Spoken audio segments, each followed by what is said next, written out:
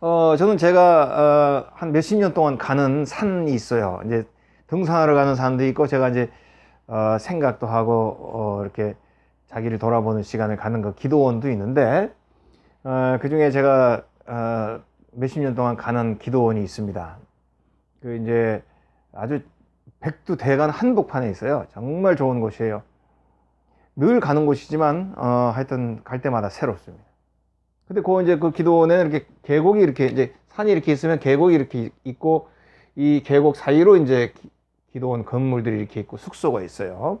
그래서 이제 숙소에서 저녁을 먹고 이렇게 계곡을 따라서 이렇게 올라가면 산 정상도 있고, 이 정상이 이제 백두대간입니다.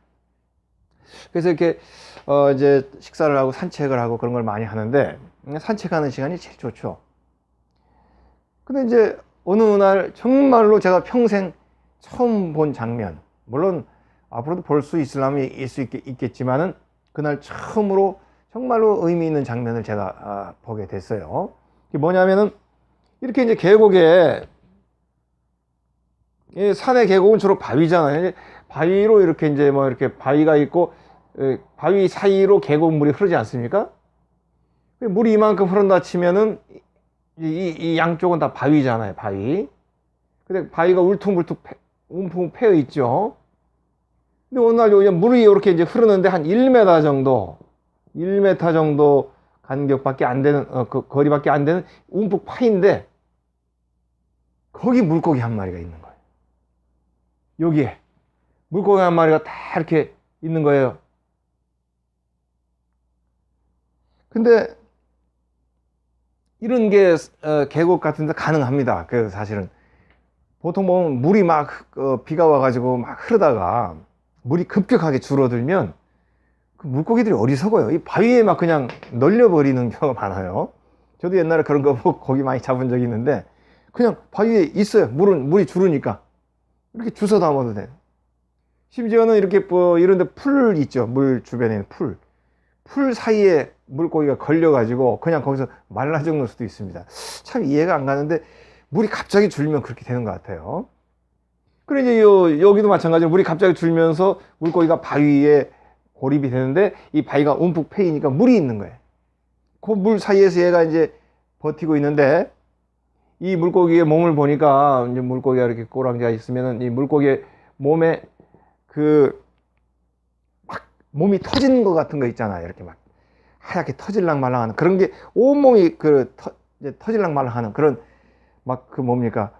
반점이라고 그러나? 부패될랑 말랑하는 그런 막 몸이 한눈에 봐도 지금 얘가 지금 얼마나 거의, 근데 죽지 않았던 거예요. 그대로. 물은 얼만큼 있느냐? 물은 자기 몸만큼 정도만 지금 말라가면서 이제 있는 거예요. 이렇게 그대로 있는데, 이제 얘는 거기서 생사의 고비를 이제 보내고 있는 거예요. 얼마나 됐을까 막 그런 생각도 드는데, 그것보다는 그 장면이 너무 참 신기하다기보다는 좀 굉장히 장엄하다고 할까요?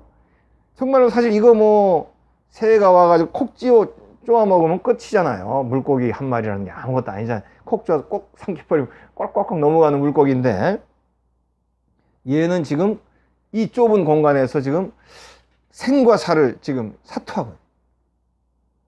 얼마가 그렇게 됐을까 그런 건 잘 모르겠어요. 근데 하여튼 분명히 이제 여기에 고립돼 가지고 여기 1m 하면 물이 흐르는데, 그래서 도대체 어떻게 이 물고기가 어떻게 하다가 여기에 와 있을까? 어떻게 이 좁은 틈에 얘가 끼어서 죽지 않고 아직까지, 근데 죽을 수도 있겠다 그런 생각이 들더라고요. 이제 살려줘야죠 이제. 근데 이걸 함부로 살려준다는 것도 내 자세가 너무 신뢰가 될 것 같은 느낌이에요. 뭐 나야 뭐 건져주면 살지만, 그 마음속에 고민이 돼. 그냥 놔둘까? 혹시 오늘 밤이라도 비가 오면 얘는 살아날 텐데, 오늘 밤 제가 이제 저녁 먹고 봤으니까 밤까지는 혹시 살 수 있을지 모르니까 밤에 놔두고 내일 아침에 와서 또 있으면 살려줄까? 함부로 살려준다는 게 왠지 제가 경망스러운 그런 행동일 것 같은 생각이 들더라고요. 이 아이는 이렇게 정말로 숭고한 생과 사의 시간을 보내고 있었는데, 그래서 가만히 생각해 보니까 밤 사이에 뭐 이슬이 있어서 그때는 되겠지만, 아무래도 그날은 비가 올 분위기는 아니더라고요. 그러면 그냥 살려주는 게 낫겠다 싶어서 딱 잡았어요. 이렇게 손으로. 물고기가 손으로 잡으면 파닥파닥 하잖아. 얘는 파닥파닥도 안 해. 가만히 있어요. 아가미는 약간 이렇게 움직이면서. 그걸 이렇게 물에다 딱 넣었더니 물에서도 금방 가지를 않고요. 그냥 이렇게 뜨지도 못한 상태에 있다 이렇게 하다 뜨더니 서서 이렇게 헤엄쳐가지고 가더라고요. 그래서 제가 그때 그걸 보면서 굉장한 그 감동을 받았습니다. 거기서 뭘 감동을 받았냐면, 얘가 생과 사를 지금 정말 미물이지만 생사를 견디고 있잖아요. 그래서 여기서 제가 이런 말을 써놨, 어둠을 견디는 이의 모습은 아름답다. 혹은 숭고하다. 이런 생각이 들더라고요. 지금 현재 견디고 있잖아요. 물고기가. 물론 죽을 수도 있겠지만 그 몸이 그냥 막 다 터져나갈 정도로 그거 어려움을 견뎌내면서 끝까지 자기 생명이 남아있는 한 그 견뎌내고 있잖아요. 그래서 어둠을 견뎌내는 고통을 견뎌내는 나에게 언제 다가올지도 모르는 그 죽음을 견뎌내는 그 사람의 모습은 정말 숭고하다는 생각이 들더라고요. 그래서 제가 그때 기도원에 와서 많은 기도를 하고 성경을 많이 읽고 이런 깨달음 사색의 시간도 중요한데, 그날 그 물고기 하나 본 것이 오히려 그때 기도원에 갔을 때 일정 중에 제일로 중요했고 깊은 생각을 갖게 됐습니다. 그래서 누군가가 그 어둠의 시간을 보내고 있는 모습, 누군가 그 어둠을 포기하지 않고 견뎌내고 있는 모습, 그건 정말로 숭고하다는 생각이 듭니다. 우리가 고통이라든지 시련이라든지 어두움을 다 견디지 맞지 않습니까? 그런데 그걸 현재 견뎌내고 있는 그 순간, 그 시간 숭고한 것 같아요. 우리가 비행기를 타면 이륙할 때 말이죠. 착륙은 가다가 이렇게 내려오는 거니까, 이륙은 이제 육지에서 이제 빠른 속도로 가면서 서서히 떠서 올라가지 않습니까? 비행기의 모든 에너지가 지금 거기 집중돼 있잖아요. 그래서 비행기 탈 때 이륙할 때는 숭고하다는 생각이 들어요. 정말로 어떤 경지가 차원이 다르지 않습니까? 다른 차원으로 도약하기 위한 그런 숭고한, 비행기가 낑 하면서 올라가잖아요. 그래 낑 하고 올라가다 고도를 딱 타면 그때부터 비행기가 편안하게 날아가지 않습니까? 낑 하고 올라갈 이륙의 순간, 정말 그 비행기로서는 최선을 다하는 모습이죠. 그게 참 소중하다는 생각이 많이 드는데, 정말로 어떤 생명체든지 그 어두움을, 그 고통을 견뎌내는 그 모습 너무 숭고하다. 그런 생각을 제가 그때 굉장히 많이 해봤습니다. 견뎌내는 존재는 위대하다.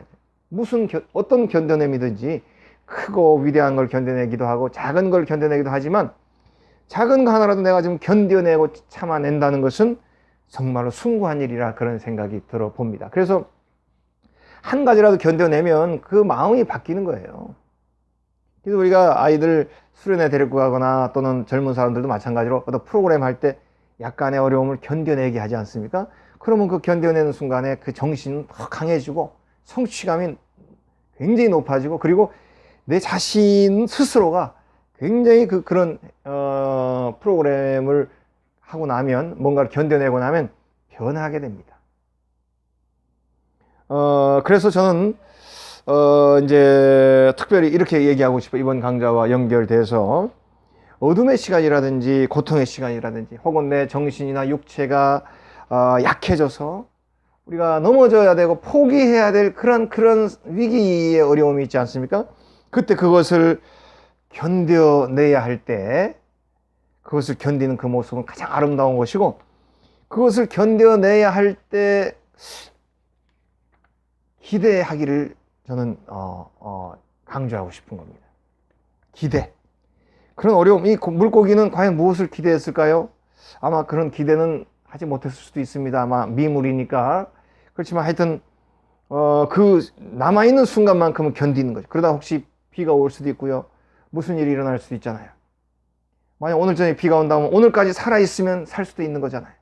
그렇게 이제, 그렇지만 물고기는 아마 구체적인 기대나 이런 거는 뭐, 그런 것까지는 할 수 없었겠죠.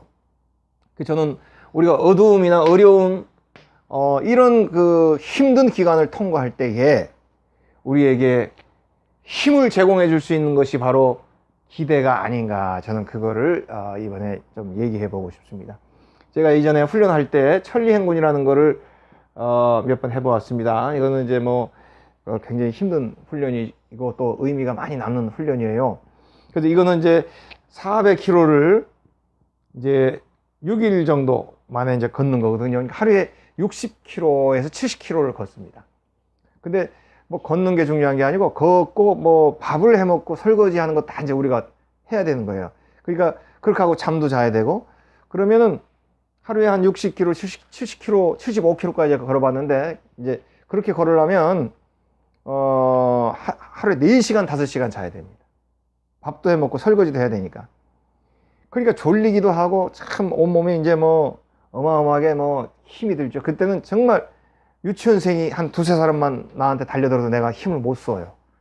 내 몸 하나 일어서는 것도 힘드니까 그때는 누가 툭 밀기만 해도 그냥 쓰러지는 그런 상황입니다.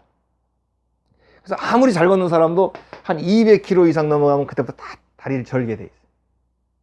그리고 더 웃긴 것은 베테랑급일수록 더 잘 절어요. 훈련을 많이 한 베테랑 그들이 있지 않습니까? 몇 년씩 한 사람? 그런 사람은 더 잘 절어요. 왜냐하면 그 사람들은 이미 관절이 많이 상했기 때문에 그런 걸 많이 해서. 근데 이제 저 같은 신참일 때는 아직 그 다리가 쌩쌩합니다. 그래서 이제 새로 들어온 신참들이 더 잘 걸어요. 저는 고참들이 더 잘 걸을 줄 알았어요. 근데 베테랑들은 오히려 한 200km 넘어가면 다 다리를 접니다. 지팡이 같은 거 하나씩 잘라가지고 이렇게 짚으면서 가야 됩니다. 정말로 그것은 가장 해야 될 훈련 중에 정말 힘든 거거든요. 그래서 이제 더군다나 이제 이렇게 하면 무릎 연골 같은 게 다 따라버리거든요. 운동선수들 연골 재생 수술하고 그러지 않습니까? 그러면 그때는 몰랐죠. 지금 어른이 이제 좀 나이가 돼서야 알았지. 그때는 연골이라는 거는 항상 무한 리필이 되는 건 줄 알았지. 연골은 한 번 딱 상하면 재생하기 어렵다는 걸 몰랐죠. 그러니까 이제 한 200km 넘어가면 대부분 다 무릎이 아파서 다리를 절게 돼 있어요. 뭐 발에 물집 생기는 거는 그런 거는 감각도 없고 무릎이 아파서 이제 절게 돼요. 근데 이제 한 200km 넘어가고 한 마지막 한 4일차쯤 되면은 아무 말도 안 하고 그냥 걷는 거예요. 기계적으로. 정말로 힘든 그 상황인데요. 그때 그래도 우리에게는 기대가 있었습니다. 요거를 강조하고 싶은데 적어도 두세 가지 기대가 있는데 그것 때문에 요거를 버티는 거예요. 마지막 한 2, 3일 정도는. 이게 뭐냐면 첫 번째 기대는 들어가면 회식이 우리를 기다리고 있어요. 이 회식은 최고급으로 그리고 무슨 고기든지 배불러서 남을 정도까지. 그래서 바깥에 사는 사람은 그거 좀 자기 집에 좀 식구들 가져다 줄 정도로까지 고기가 남습니다. 마음대로 먹게 돼요. 그리고 요 회식이 바로 끝나면은 이제 휴가가 우리 모두가 단체로 휴가를 갑니다. 이 두 가지 얼마나 좋은 기대입니까? 이 두 가지로 그냥 사는 거예요. 그러니까 마지막 한 이틀, 3일 때는 하는 얘기는 회식하고 휴가밖에 없어요. 그러면 뭐라고 하냐면 나는 이번 회식 때 고기를 제일 많이 먹을 거야. 뭐 이렇게 얘기한다든지 이번 휴가 때는 꼭 어디를 가야 될 거야. 이번 휴가 때는 꼭 뭘 할 거야. 이런 휴가 이야기. 이런 걸로 쩔룩쩔룩 하면서 버티는 겁니다. 지금 생각해보니까 이 두 가지의 기대가 얼마나 위력이 있었는가 하는 생각이 듭니다. 쓰러지고 싶은 마음, 일어나기 힘든 마음, 잠깐 걷다가 10분 쉬었지 않습니까? 일어나 걸으려고 그러면 온몸이 아파서 잘 못 걸어요. 특히 발이 굉장히 아픕니다. 이제 쉬다가 다시 걸으면. 그러면 한 5분 동안 뒤뚱뒤뚱 하다 보면 또 이제 안 아파요. 그런 어려움을 겪으면서도 요 두 가지 생각 딱 하면 이제 견뎌내는 거예요. 그런데 저에게는 한 가지 더 기대가 있었어요. 제가 갖는 기대가 아니라 제 주변 사람들이, 우리는 한 팀에 13명 정도밖에 안 되거든요. 이 13명 정도가 한 팀이에요. 그렇게 많지 않습니다. 여기 특공대의 기본 숫자입니다. 그런데 저한테는 한 가지 기대가 되는데 뭐냐면 바로 빵이에요. 빵. 이건 제가 뭐 빵을 얘기하는 게 아니라 다른 사람들이, 특히 저희 팀장, 중대장이라고 그러죠. 팀장이 힘들 때 얘기를 합니다. 한 하루나 이틀 남겨놓고, 한수야, 이제 하루 아니면 이틀 남았는데 부대에 들어가면 내가 그 다음날 제일 맛있는 빵 사다 줄게. 왜냐면 제가 이제 이 부대에서 빵 잘 먹기로 이제 모든 부대 사람들은 술 같은 거 잘 먹죠. 그래서 그런 거 이제 술, 담배 그런 거 안 하니까 빵이나 뭐 초콜릿을 좋아하는데, 빵에 대해서는 제가 인정받은 사람. 화장실에서도 빵을 먹을 수 있는 그 몇몇 안 되는 그런 아주, 빵에 대해서는 그 아주 제가 권위자입니다. 그러니까 이제 소문이 나 있어. 그러니까 이제 딱 남들은 1번, 2번 얘기하는데 모든 사람들 들으라고 이제 얘기합니다. 내가 빵 사다 줄게. 그때 기억나는 경남 마산 사람 박중사라고 있습니다. 그분은 저한테 또 얘기합니다. 한수야, 나는 케이크 사다 줄게. 케이크. 그럼 막 웃는 거예요. 그래, 빵도 먹지, 케이크. 내가 또 받으면 또 나눠줄 거 아니야, 또 이제. 그러니까 다 좋아하는 겁니다. 그게 저한테 얘기하는 거지만 사실은 우리 13명 모두에게 얘기하는 거죠, 사실은. 이 기대를 갖게 해주는 겁니다. 극한의 고통 속에서 이 기대가, 어마어마한 기대가 어디 있습니까? 아주 작은 기대지요. 국가와 민족의 평화와 뭐 민족의 뭐 독립, 이런 얘기 없잖아요. 그냥 회식. 그냥 끝나면 휴가 간다는 거. 그리고 또 가자마자 그 다음날은 빵 사다 준다는 거. 이거 하나가 그 나머지 몇백 킬로 남은 거를 견뎌내게 합니다. 그리고 그 얘기할 때마다 웃으면서, 군인들이니까 여기에 웃으면서 욕을 붙여요. 막 욕도 웃으면서 하는 거 있잖아요. 막 욕하면서 난 빵 먹을 거야. 막 이런 식으로. 그러면서 그 기간을 견뎌냈는데, 지금 생각해 보니까 그게 정말로 중요했다는 생각이 들어요. 그러니까 막연한 희망 뭐 이런 것이 아니고 정말로 당장 며칠 후면은 일어날 그 일, 그것이 이런 정말로 그만두고 싶은, 쓰러지고 싶은 극한의 고통을 견뎌내게 되는 것이에요. 그렇다면 이런 걸 조금만 방향을 바꾸고 조금만 분위기를 업시키고 조금만 가치를 높이면 더 큰 일도 우리가 이런 기대를 가지고 견뎌낼 수 있다고 생각합니다. 그래서 기대는 어둠 속을 견디는 힘이라, 저는 그렇게 얘기하고 싶어요. 우리가 어둠 속에 있게 될 때, 또는 우리가 넘어지게 될 때, 우리가 이 어둠 속을 견뎌낼 수 있는 힘은 기대에서 나오는 거예요. 그래서 기대는 우리를 견뎌낼 수 있는 힘을 주는 거예요. 우리가 앞에 강좌에 쭉 얘기했죠. 기대하게 되면 우리는 활동하게 된다 그랬죠. 그리고 기대하게 되면 내 몸을 챙기게 된다 그랬죠. 기대하게 되면 몸과 정신을 함께 챙기기 때문에 자아가 더 강해지는 거죠. 그리고 기대하게 되면 이런 모든 우리 눈앞에 있는 현재의 고통의 어두움, 그런 것들을 견딜 수 있는 힘을, 견딜 수 있는 기본 베이스를 우리들에게 제공해 주는 것이죠. 그래서 사실은 우리가 혹시 이렇게 어두움에 있게 될 때예요. 그 어두움, 제가 이제 다음 강좌에서는 이 어두움에 대한 이제 그런 얘기를 또 하려고 합니다만은, 우리가 어두움 속에 있게 될 때에 어두움을 우리가 맞이하고 어두움을 견뎌내는 과정에 제일 필요한 것이 바로 기대인 것입니다. 어두움을 견딜 수 있는 가장 큰, 우리가 할 수 있는 일, 내가 돈도 많고 할 일이 많으면 그대로 하면 되죠. 그렇지만 내가 할 수 있는 게 없고 정말로 내가 당해야만 하고 참고 견디는 것 외에는 내가 할 길이 없는, 그런 내가 선택의 여지가 없는 어려운 힘든 고통의 어둠들이 우리들에게 많이 있죠. 그때 내가 할 수 있는 것은 바로 기대인 것입니다. 기대. 저는 간혹 심해 이야기를 좀, 우리가 심해라는 말이 있죠. 굉장히 깊은 바다. 이 바다가 깊으면은 이제 몇십 메다 이런 데 햇빛이 들어가니까 이렇게 보이지만은, 심해로 들어가면 바다는 캄캄한 겁니다. 아무것도 없어요. 그런데도 심해에도 생물이 삽니다. 심해 생명체는 덩치가 더 큰 경우도 많아요. 대왕 오징어라든지 얘기 들어보셨죠? 이런 것들은 심해에서 살다 보면 더 커지는 거예요. 근데 심해에서 살 때는 가장 중요한 게, 심해는 캄캄하니까 스스로 빛을 낼 수 있어야 돼요. 발광. 그래서 심해 생명체들은 자기 나름대로 빛을 냅니다.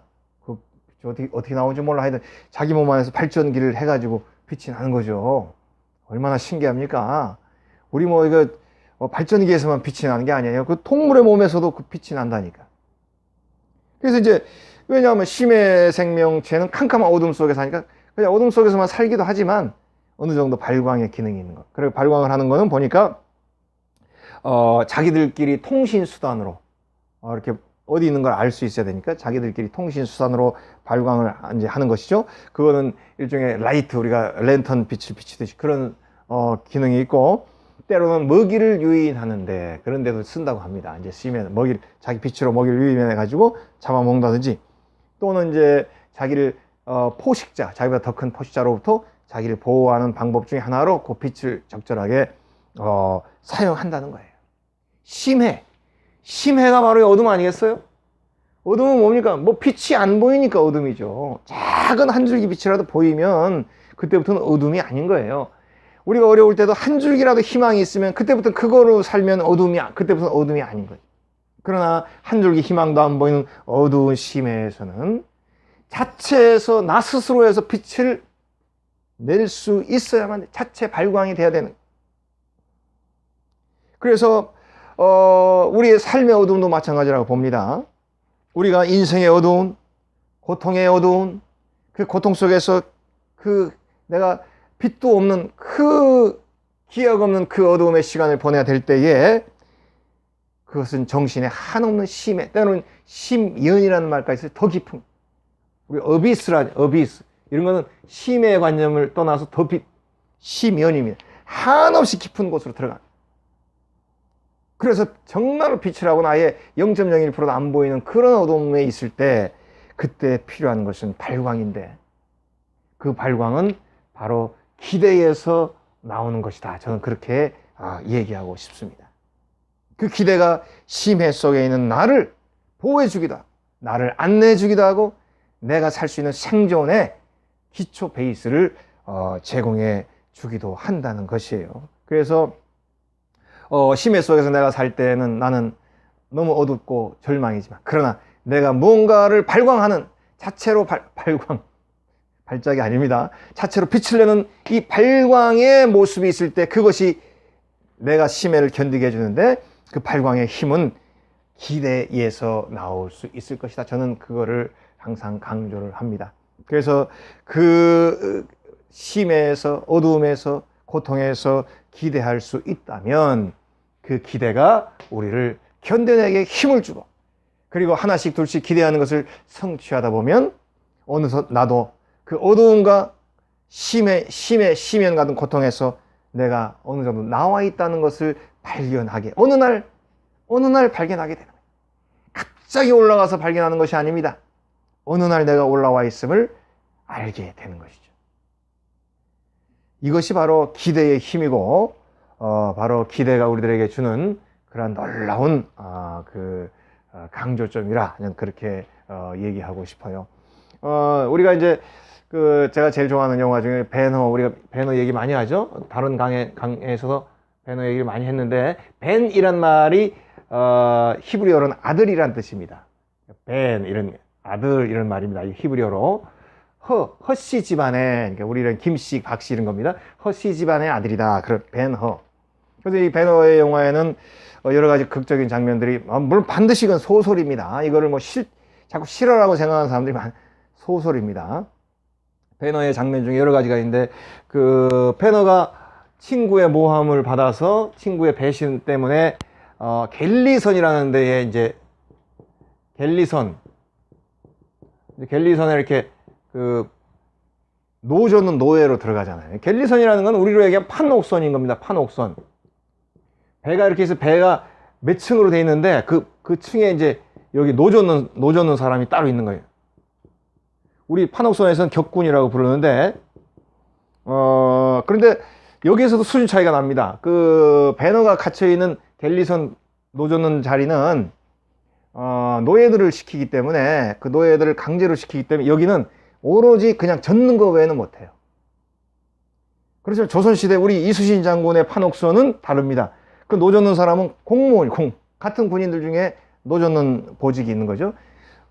그렇기 때문에 이 배너에 노 젓는 노예들은 그냥 노만 젓고 이거 젓는 것밖에 못하는 거예요. 그렇지만은 이순신 장군의 판옥선에 밑에 있는 격군들은 여러 가지 그 능력이 있습니다. 갑자기 배를 돌린다든지, 뭐 배에 대형을 갖출 때에 어떤 식으로 노를 젓는다는 그 공식이 있죠. 그러니까 이런 로마 시대 때 이런 갤리선보다 수준이 훨씬 높습니다. 로마의 갤리선은 영화에서는 멋있게 나오지만 그렇게 수준 높은 그 배는 아니에요. 로마 사람들은 원래 자기들은 육상에서 잘하지 해상에서는 그렇게 대단히 잘하던 사람들이 아니에요. 해상에서는 훨씬 다른 쪽 사람들이 뭐 카르타코의 한니발이라든지 이런 사람들이 해상에서 더 잘했지. 로마는 원래 육상 전문입니다. 그런데 이제 몇 가지 해전에서 이제 로마 사람들이 그 행운의 승리를 건지면서 이제 로마가 세계를 정복하게 됐지만, 그 로마의 노 젓는 자리는 이제 그 갤리선의 자리는 그냥 책찍 맞으면서 노만 젓는. 그러니까 이 배너가 여기 이제 딱 갇히면 여기는 여기 노 젓는 사람은 국가 공무원이 아니고 노예입니다. 그러니까 쇠고랑을 차고 있죠. 도망을 못 가요. 쇠고랑만 차고 주는 밥만 먹으면서 노만. 그러니까 여기서는 1년 정도면 다 죽어요. 저절로 죽게 돼 있어요. 이 배미창이 얼마나 더럽겠습니까? 각종 전염병이 있고 정말 마음대로 활동도 못해 죽을 수밖에 없죠. 그런데 배너가 여기에서 3년을 견딥니다. 물론 드라마에서 그런 겁니다. 드라마지만 그래도 참 좋잖아요. 3년을 견딜 수 있었는 힘은 뭡니까? 반드시 돌아가서 억울하게 잡혀있을 내 어머니나 내 여동생을 반드시 구출을 해야 된다. 그리고 또 솔직히 얘기해서 나를 배신한 그 친구, 그를 반드시 내가 가서 원수를 갚아야 된다. 이제 복수의 그런 집념은 과히 뭐 우리가 이런 강좌에서 강조할 요점은 아니지만, 어쨌든 배너에게는 배너의 그 강력한 기대가 있었다는 거죠. 배너의 기대가 이 1년 수명의 그 갤리선 밑바닥에서 3년을 겪게 하는데, 그 이제 드라마에 보면 3년 있어 눈동자가 그냥 살아있고 몸도 그냥 막 아주 좋지 않습니까? 어떻게 그렇게 됐을까? 그거는 뭐 독자들의 상상에 맡기는 거고, 그렇게 강하게 3년을 버틸 수 있었던 것은 배너의 강력한 그런 기대입니다. 그래서 기대는 어려움에 있는 우리들에게 초능력을 주는 것입니다. 초능력이라는 것은 없던 것이 뭐 슈퍼맨, 원더우먼이 내 속에 들어오는 게 아니죠. 초능력은 기대라고 하는 그 힘에서 나도 모르게 내가 가지고 있는 모든 능력을 그대로 발휘할 수 있게 되는 게 초능력이죠. 뭐 없는 게 갑자기 생기는 건 아니죠. 바로 그런 초능력의 능력은 기대에서 나와요. 그래서 배너 같은 경우는 더 우리보다 더 어려운 그런 여건이 많이 있는 거예요. 1년이면 죽는 자리잖아요. 희망이 없는 자리, 노예의 자리, 살아도 죽고 죽어도 죽어야 되는 그런 절대 절망의 자리 아닙니까? 거기에서 견뎌내잖아요. 우리는 그런 무시무시한 자리는 안 가겠지만, 그러나 우리의 삶에서도 많은 종류의 어두움이나 고통들이 다가오지 않습니까? 그 어두움의 자리, 그 특별히 심해 같은, 심연 같은 암흑의 시간, 기억 없는 어두움을 보낼 때, 그런 타임을 우리가 맞이해야 될 때, 그것을 견뎌내고 나 자신을 지킬 수 있는 여러 가지 길들 중에 하나가 저는 기대라고 이야기를 하고 싶습니다. 그래서 이 강좌에서 강조하는 기대는 여러 가지 장점이 있지만, 특별히 어두움의 기간을 보내는 우리들에게 기대하는 삶은 정말로 좋은 것이고, 그것이 우리를 힘있게 만들고 견디게 만들고 미래 있는 존재로 만들어준다. 그렇게 강조하고 싶어요. 우리 모두 기대하기를 바랍니다. 그리고 특별히 어두움 속에 있을 때일수록 뭔가 작은 거라도 나를 위한 기대, 그리고 그 기대가 더 아름다운 기대로 승화될 수 있는 마음을 가지고 기대하고 성취하게 되면 그 어떤 어둠도 우리가 견뎌낼 수 있는 어둠이 되지 않을까. 보통 사람들은 어떻게 하면 어둠 없이 살 것인가 이런 얘기를 많이 해요. 그건 저는 거짓말이라고 봅니다. 내가 시킨 대로 하면 절대로 어둠이 없어, 내가 시킨 대로 하면 절대로 안 망해, 내가 시킨 대로 하면 무조건 1등만 해. 그건 사기입니다. 오히려 어떤 일을 하더라도 넘어질 수 있고 어두움 속에 들어갈 수 있고 망할 수도 있죠. 그런데 그거를 이겨낼 수 있는 거, 이게 중요합니다. 견뎌내고 이겨낼 수 있는 여러 가지 길 중에서 특별히 기대하는 모습이 이러한 어둠을 견딜 수 있는 중요한 힘이 되지 않을까. 이번 시간에 꼭 이것을 여러분들에게 강조드리고 싶습니다. 오늘 강의는 여기에서 마치겠습니다.